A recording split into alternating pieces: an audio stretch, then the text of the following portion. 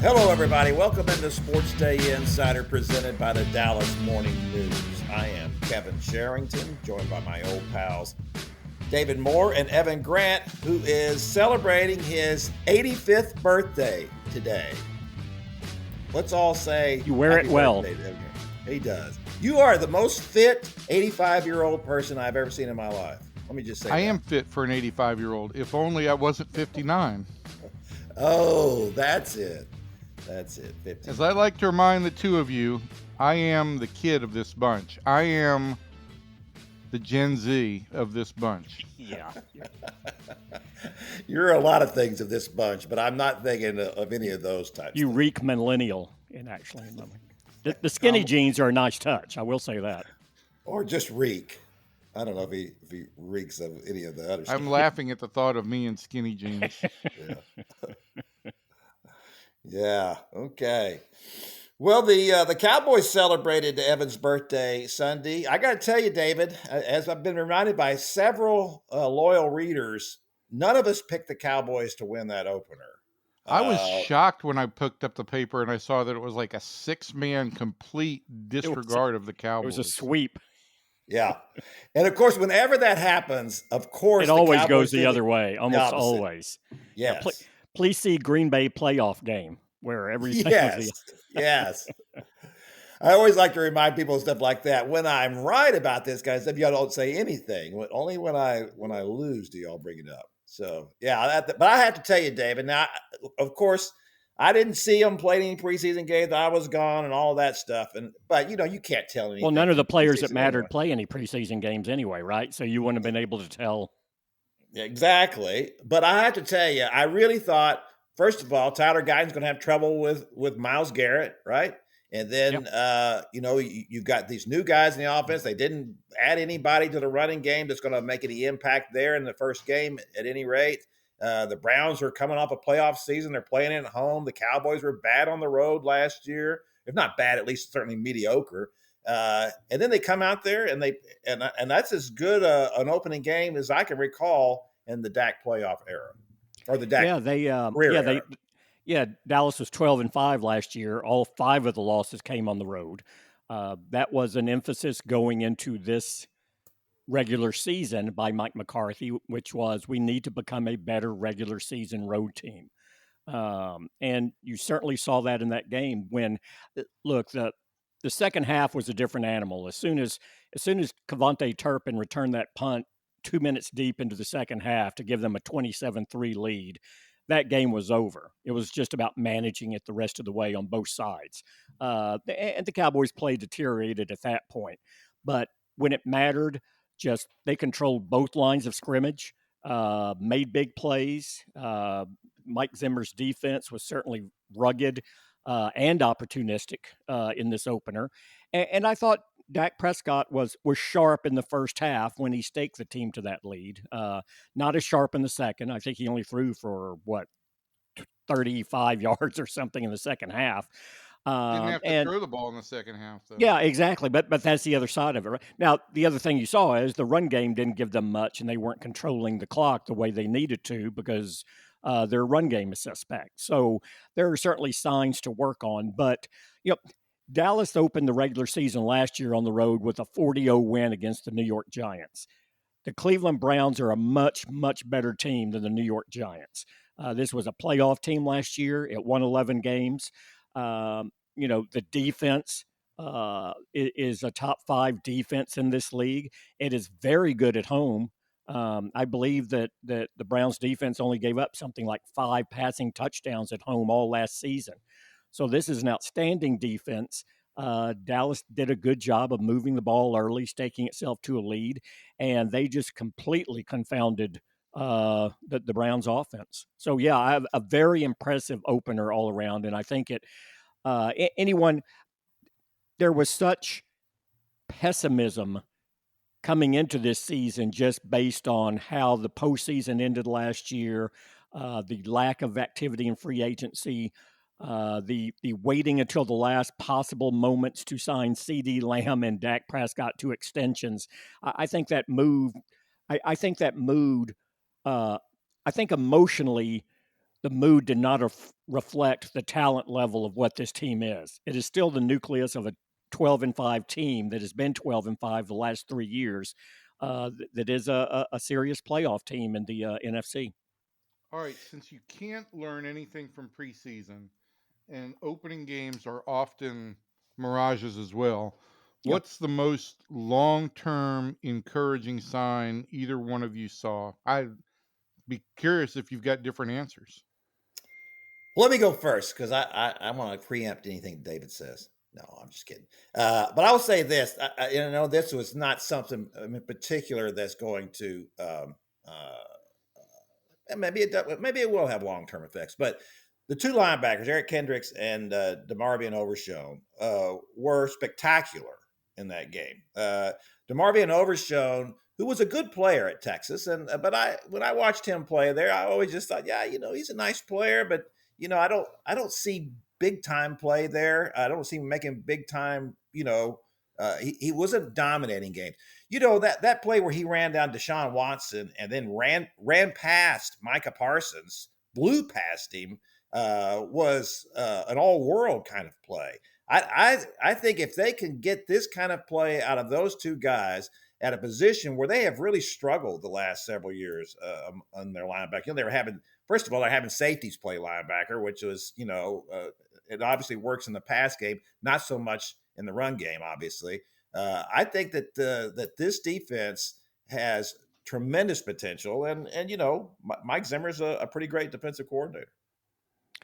Yeah, I'll give a different one, but just to echo that, they used DeMarvion Overshown to spy Watson in that game, and it was highly effective. The play you're talking about was his incredible closing speed. As soon as Watson got out of the pocket, he was Overshown's, and he did an outstanding job. And his ability to spy can freeze up, in my mind, Micah Parsons even more to move him around and do things with him. And as quick, I'm amazed at how quick Overshown was in his first regular season game since an ACL injury. That was made it even more remarkable to me how he looked. Diggs, for that matter, too, with his interception. But I will go on the offensive line here. Starting two rookies on the offensive line. Tyler Guyton, he did give up one sack. Nothing to be ashamed of there with Myles Garrett bearing down on you. And he did have one other penalty. Overall, graded out very well. He, Mike McCarthy said, probably the greatest tribute I have for him is that we didn't feel we had to protect him over the course of the game.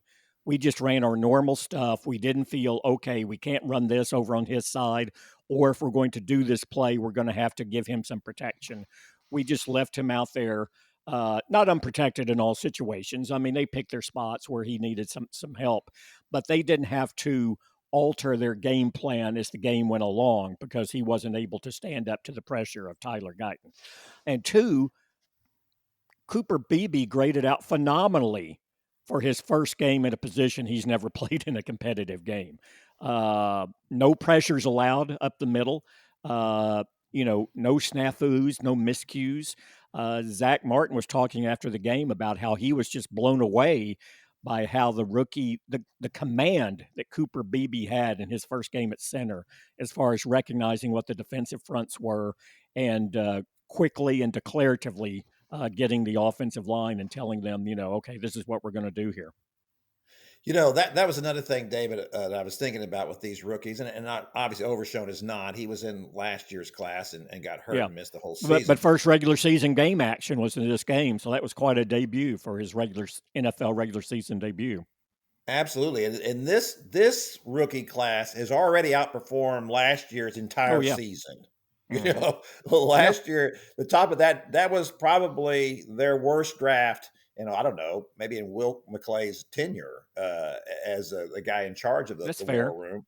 Yeah. And this year is already turned out where you got those two guys. We didn't even say anything about Kalen Carson and the job that he did at corner. He got his hand on two balls, dropped one clear interception, but stood up well. Leofau, he did some good things.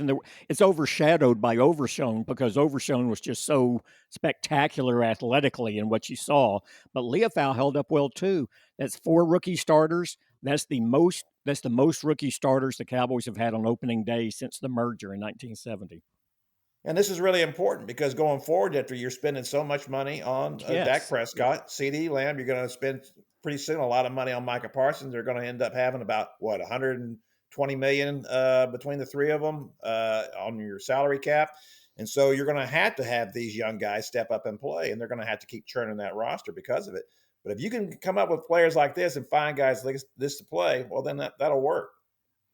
I believe Micah Parsons may tell you it will be closer to 130 million on the cap for the three of them. I think he will want closer to the $40 million average than the $30 million average you just gave him. But yeah, significant portion. But that's it. And Jerry Jones publicly, for the first time, really openly explained why this process took so long with Dak Prescott, and he was having to get his head around the fact that, look, it was never a question of whether they wanted to keep Dak Prescott. They wanted to keep Dak Prescott.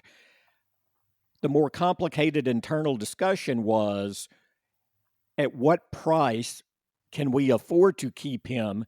And at what price does keeping him become so great that it compromises our ability to put a competitive team around him and really hurts our chances to get back to the Super Bowl versus winning them?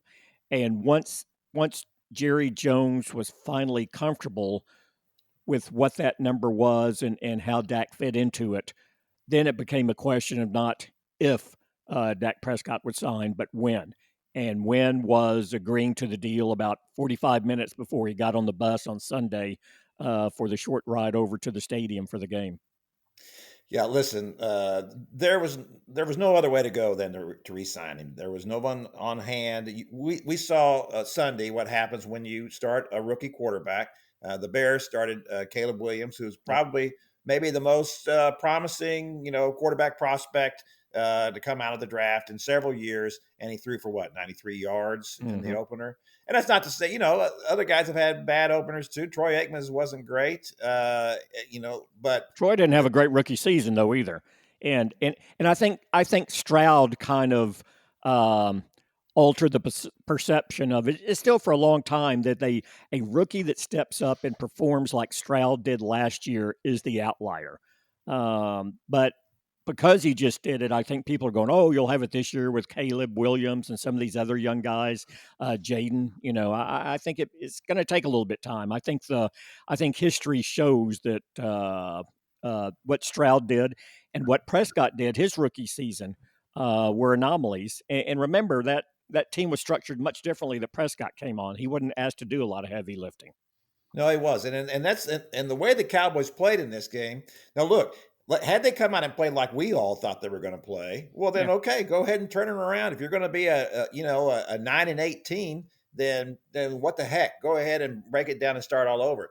But this team, the way it played in that game, and the talent we saw on the field, looks like a 12 or 13 win team.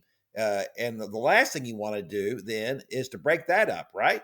Going forward, if you're going to be a playoff team, and not only a playoff team, but one that looks like it could progress to the conference championship game, well, then it's incumbent upon you to make sure that you're doing everything you can to get there, and letting that starting quarterback go of Dak's caliber is not the way to do that. Yeah, and that's where, like I said, that this wasn't a Green Bay situation where, okay, we'll move on from Aaron Rodgers because we believe Jordan Love can get the job done. Point to Green Bay again, it wasn't okay, we'll move on from Brett Favre because we believe Aaron Rodgers can get the job done.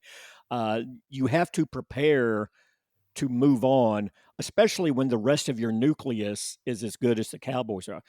Now with this win in the opener, there's only one team since the start of the 2021 regular season that has won more games in the regular season than Dallas, and that's Kansas City.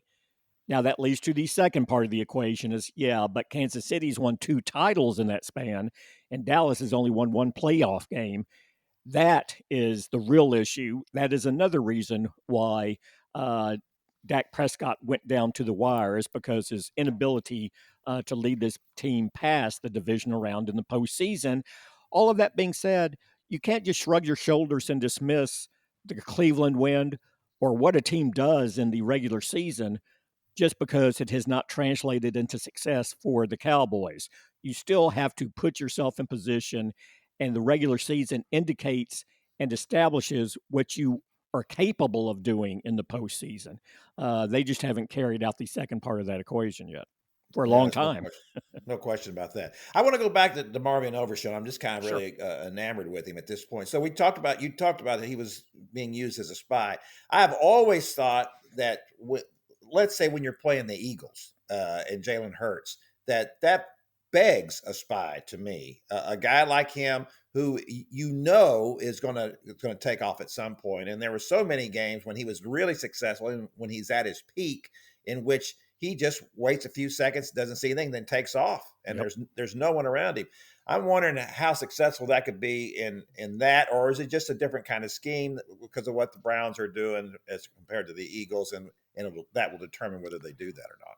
Oh, it can be successful. I mean, the moment the pocket was compromised and Watson went outside of it, he belonged to Overshown.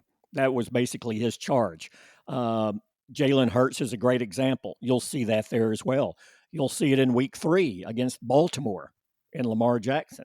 I mean, they play some mobile quarterbacks coming up. And this is why you see now why, even though he never got to the regular season last year before the ACL injury, why the previous coaching staff and Dan Quinn and his staff were so excited about DeMarvion Overshown and were already building a role for him in a package in their defense last year.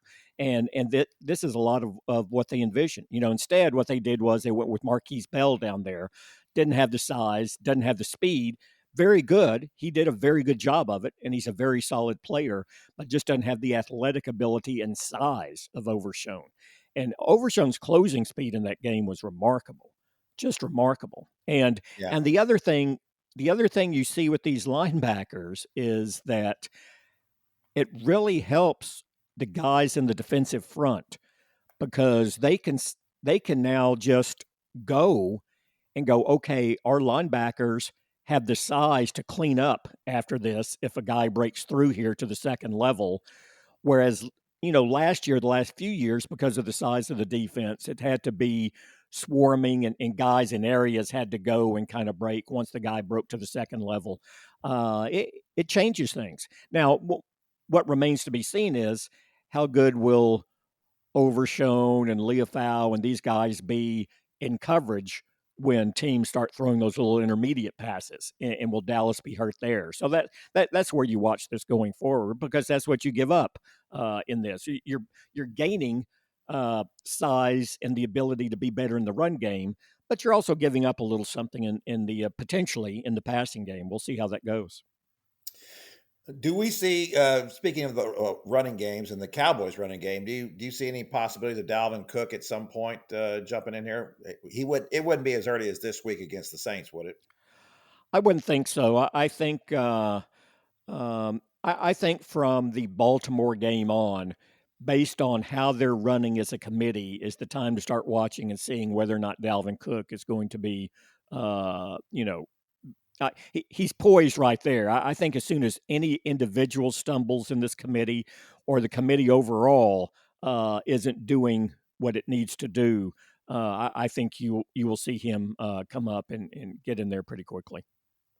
The worst part about this start for me is that it makes Jerry Jones look exactly right. It doesn't, isn't that the most galling thing that, Jerry was just cool about everything. We're all just railing at him about all this stuff that's happening, and he's acting like, what's the problem? And the whole world is raining on Jerry, and it turns out he's exactly right. I tell you, this is a bitter pill for me to swallow. Oh, I believe the majority of the fan base will still say Jerry is always wrong and will not accept your premise.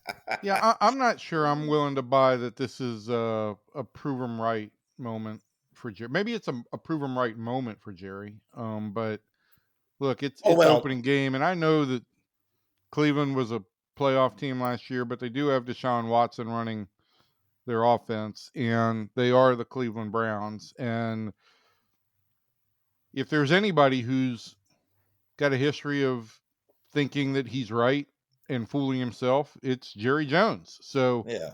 I'm not saying this is just for good. I'm just giving Jerry this one game. I will say He's giving also him a about week. He's not yeah, going overboard here. He's just giving him a no. week. I will say too about Deshaun Watson and the Browns. I think he's in the wrong offense. He's not in the offense he ran with the Texans, in which he was very successful. And I think that Kevin Stefanski has made a mistake and tried to make him into something that he's make him into something that he's not. And that's always the case with all quarterbacks. They have to be in the right system. What, they won 11 games last year, and I think he only played 5 of them, right? Exactly. 5 or So 6. Yeah. they're gonna end up having to decide something. They'll have to change to him because he's got a huge contract and they have to make that thing work for him. Only one quarterback in NFL history has a larger guarantee than Deshaun Watson. I bet I know who it is. Who, Evan? My guess would be Dak Prescott. Ding, ding, ding, ding. There you go. Good job. All right, that's going to do it for the Cowboys segment of our podcast. We're going to move over now and talk about the Rangers, who are suddenly playing like they were supposed to all year long. Evan, they've won 4 series in a row. They're in time. Yeah, just in time for that late playoff chase, right? Are they mathematically eliminated yet, Evan? Kevin, they're 6 games out of the wild card with 8 games to play. It's amazing. I actually on my nightly twirl through insomnia, I came downstairs to the office and just for giggles looked at their tiebreakers against the teams all ahead of them. They are in 8th place in the wild card hunt. Added to that, they lose the tiebreaker to 4 of the 7 teams that are ahead of them. Now, don't ask me what would happen if by some chance the Rangers and any of these teams ended up in a multi-team tie. But the Rangers' best chance here would be that Kansas City falls to the number 3 wild card and that the Rangers can match them. They have a 5-1 record against Kansas City this year. So if it was a 2-way tie and somehow the Rangers and the Royals, and it would require the Royals to basically go, I think, 3-11 the rest of the way, or 3-14 the rest of the way, the Rangers might just find themselves with a wild card berth. That is the craziest to thing simplify this, according to Fangraphs, their chances of winning the wild card are 0.6% at this point. 0.6. Wow. I'll tell you what. Well, I will say this. It is at least encouraging to see them start to play better. And they are playing. They're starting to play like the guys that we thought they were last year. And I think this is important. I know a lot of people would say, well, isn't it better just to tank and try to get a better draft position? I think that it's important for this team as the defending world champs to kind of right itself at this point, go into the offseason knowing, okay, this is what we really need to do, and going into next season, not worrying that, wow, maybe we were just a huge fluke. Yeah, I think, look, to oversimplify everything, finishing on a strong note is important, and going into the offseason feeling like you stared down some adversity and battled back. You played through to the end. That's all important. I don't know if it answers you any questions about what you have to do in the off season, because I think those questions are still there. The questions about what do you do with Jonah Heim, whose OPS is now below 600 and he's in arbitration? What do you do about Nathaniel Lowe, who's going into a 3rd year of arbitration? What do you do about Adolis Garcia, who's in arbitration, who's got $9 million guaranteed? And how do you approach the pitching staff? All those questions are going to linger. I do think that the positive things here are Wyatt Langford has played better in August and September. Josh Young has gotten his feet under him. And Jack Leiter's made 3 starts since returning to the rotation, each a little bit better than the next. That's important. And on Thursday, Kumar Rocker is going to make his major league debut with the very much understated intent. Look, this guy's probably going to be in the plans for the 2025 rotation. So those are all things that I think are real long-term positives for this club. Well, there's no question about that, especially the Rocker thing to me is intriguing now because, well, for one thing, now when you're following a bad team at the end of the year and a young guy comes up, that's all you have to look forward to, right? This is at least a time where the Rangers have righted themselves. They look like they're back to who they really are going into next season, and then you're carrying perhaps these young guys along with you, meaning obviously Wyatt Langford, maybe Jack Leiter, and then Rocker. I'm really interested in seeing Rocker. I tell you, I have and have always had more, uh, I don't want to say faith, but maybe more hope in him as a starter than Leiter, just because of the build. He's a big guy, and he does have a great breaking ball, and he wasn't throwing hard when they drafted him, and I think some of that, I guess, was fixed with that mystery surgery that he had or whatever it was that they. I don't think Now, it was anyone more ever. fixed with the Tommy John, with the elbow surgery. He The wasn't. shoulder surgery that he had in between the time that the Mets failed him on the physical, I think that helped, but I think the real issue was that the elbow was just hanging on by a thread. Okay.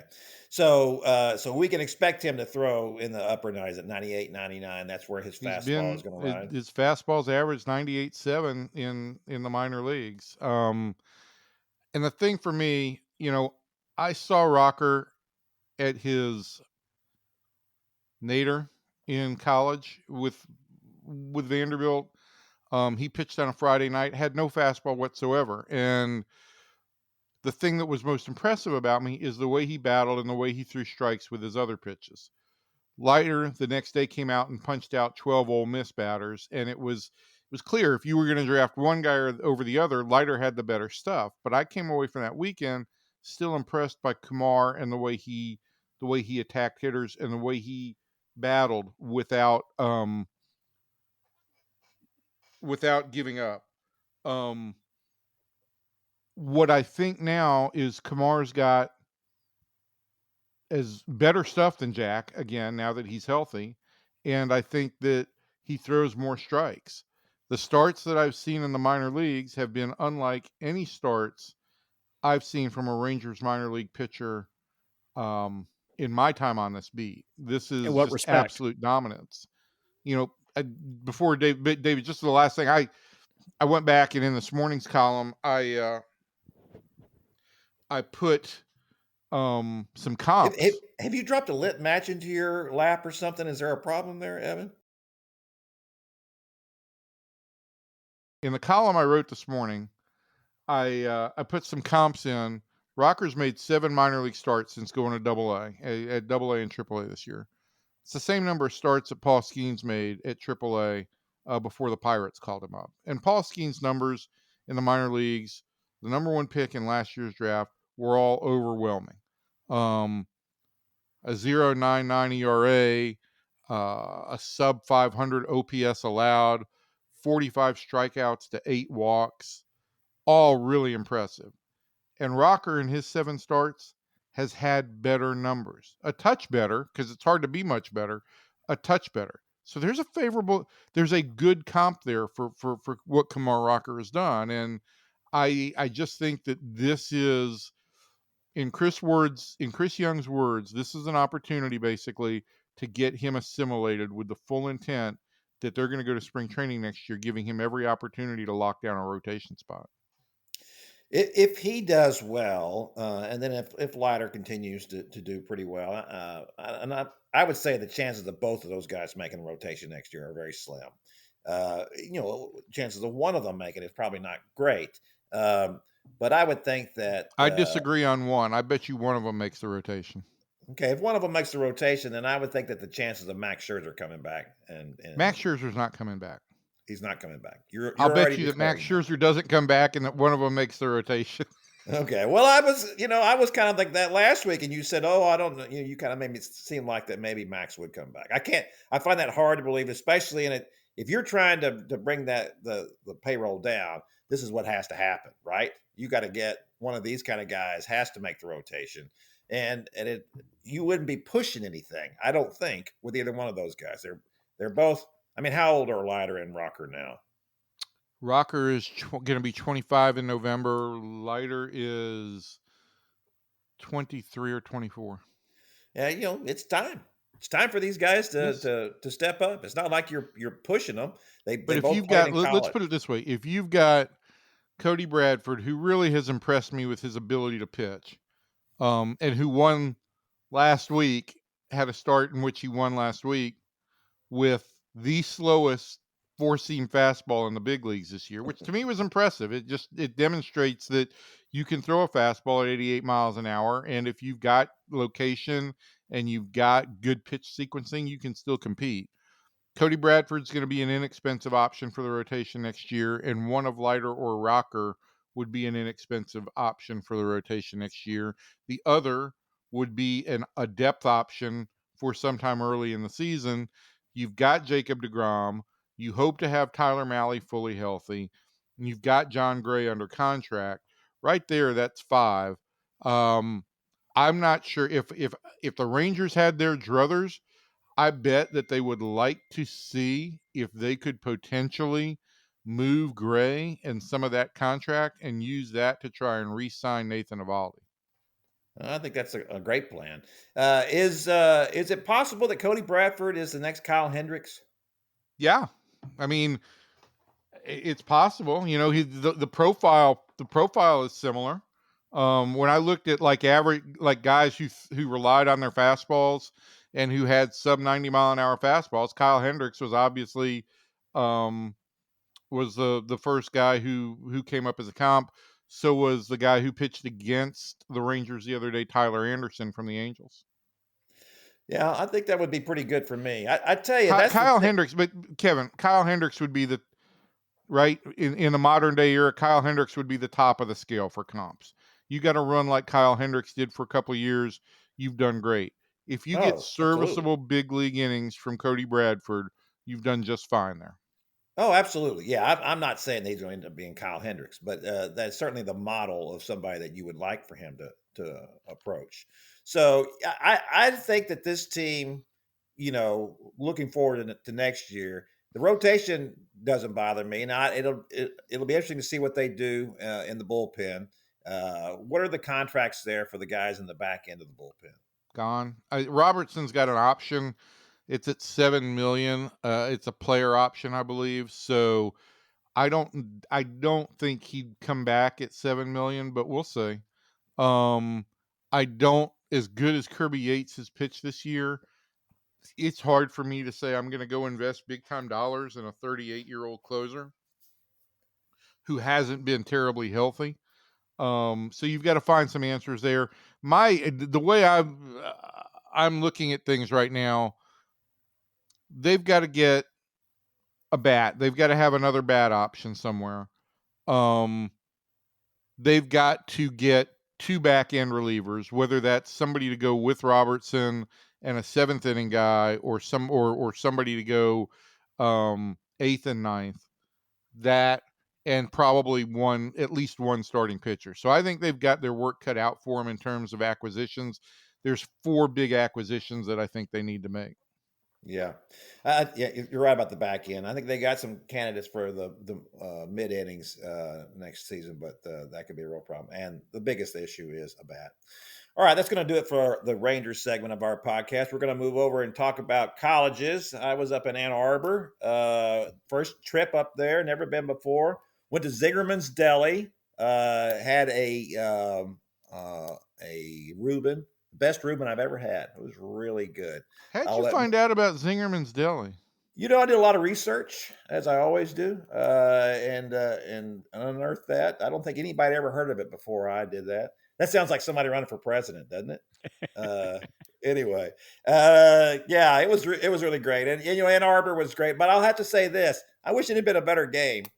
Texas just blew Michigan out of the water. That game in the first half, I don't think there was anybody in the press box who thought, oh, they might come back here. There was no way for them to come back. Poor, Davis Warren, their walk-on senior quarterback, was just not equipped for it. Texas played really well. Quinn Ewers played very well, and they mounted that 24-3 halftime lead, and the game was over.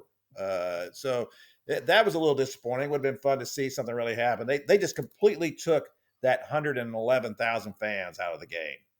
It was like a ghost town. in there. You could hear the Texas fans more than you could the Michigan fans. So that was very impressive. That's 2 years in a row now they've won a big game on the road. Quinn Ewers went into Alabama, Tuscaloosa. Last year they won that game. That game really propelled them into the playoff picture. That was a big consideration for the committee, the fact that they won that game. This win will not do as much for them, especially since they're playing in the SEC this year, and so that'll have a much larger argument for them going forward. It does set up a really potentially great regular season game, October the 19th in Austin, when Georgia visits Royal Memorial Stadium. I'm hoping that holds up, that they're both still 1-2. That would be a lot of fun. I'll be down there for that game. So that would be a lot of fun to see what happens there. Even if Texas loses that game, and if they go on and run the table after that, it won't hurt them. They'll obviously still make the 12-team playoff. The problem is that the way the playoff is set up, that if they're the top 4 spots are all conference champions. So Texas would clearly, at this point, you would think, be better than Utah. Let's say if Utah wins the Big 12. Well, if Utah does win the Big 12, which I think they probably will, they'll be the 4th seed. And if Texas is the next best team, they'll be the 5th seed. And the difference is that those first 4 seeds all get a bye. So it's important to try to, everybody says, oh, these regular season games aren't important. That's pretty important. If you can get a bye in the playoffs, then you need to win your conference to do that. So that's going to be really interesting to see how that all comes down. Georgia has a tremendous defense, and I obviously they have a great offense with Carson Beck. I think that right now those are the 2 best teams in college football. Ohio State may be the most talented team, but right now the way things are going, I think that those are 1 and 2. You boys got any questions about anything? I agree. So your Bulldogs, are you sold on them? Yeah, I mean, you're not going to tell anything about the Tennessee Tech game. I watched Clemson, and I thought, look, I did not think that Kirby or the offense were going to show a whole lot until they needed to. I was just really impressed with the way they beat Clemson down in the second half. I liked the way Nate Frazier kind of emerged as a running threat. They played without Travis Etienne, so I think their running game is going to be, as usual, a real asset. And you get into SEC play now. I think it's Kentucky this week. Becomes more of a test. But yeah, the Texas game. Georgia's got Texas. They've got Alabama. That's their October is Alabama and Texas. Texas is Oklahoma and Georgia. So it'll be an interesting month, and I'm planning to join you, Kevin, on October 19th. So come on down. That'd be really great. Excited about that. Well, and then of course we've got the other big games too. The A&M and Texas that game is back, and that will be the Saturday after Thanksgiving. We'll see if the Aggies. You think A&M confidence is high going into that game, given the results of the first 2 weeks? I think the thing that really kills A&M is that they lose to Notre Dame, and then Notre Dame gets beat by Northern Illinois. Yes. What do you think that they're thinking about actually, that? Kevin, I think that's what David was hinting at. I mean, I think that's what he was trying to do in a subtle, kind of sarcastic way. Well, it was not only that, Texas Tech fans feel the same way that, they lost their first game, or they won the first game. They beat Abilene Christian, but they needed overtime to do it, 52-51. And then they needed a failed 2-point conversion to do it. Exactly. So I'll tell you what, it's a pretty. That would have been my lock of the week, by the way. What? My lock of the week last week would have been taking Washington State at home against Texas Tech. Oh yeah, for sure. Well, I thought the lock was Texas and Michigan. I thought Texas would win that game. I didn't think they would win like that, but I thought they'd win that game. But I will say this, it's been a pretty weak showing for the power conference teams from Texas so far. Houston's been terrible. Baylor's just been barely average. Tech's been less than average. TCU has not been impressive either. SMU, losing to BYU, that was not good. So, and then A&M has, of course, they struggled in the game against Notre Dame passing. Connor Wegman was no better really the next week, and even though that was a big win against McNeese State, he still wasn't impressive throwing the ball, and I don't really understand it. I think he's a really talented young quarterback, and they need to get that figured out because they're going to need some offense. So, that's still an emotional game though when it comes around to play in Texas, and we'll see what they do there. That game is in College Station, so that will be dangerous for the Longhorns, and they'll need to make sure that they take care of business. But that is the thing they have done. They have played really well on the road. Last year, after beating Alabama, they came back and then they lost to Oklahoma at the State Fair. Texas can't afford to do that this year. Jackson Arnold struggled a little bit last week in that win over Houston. So I don't think they present a formidable obstacle other than the fact that that's an emotional game at the State Fair, and so is the A&M game in College Station, which has been restored this year, so that'll be fun. All right, that's going to do it for our podcast this week. We thank you for coming in, and we hope that you'll be back next week. We'll have more to report on how everything goes and how the Cowboys do against the Saints out at Jerry World on Sunday. So from everybody in here to everybody out there, thanks, and we'll see you next time.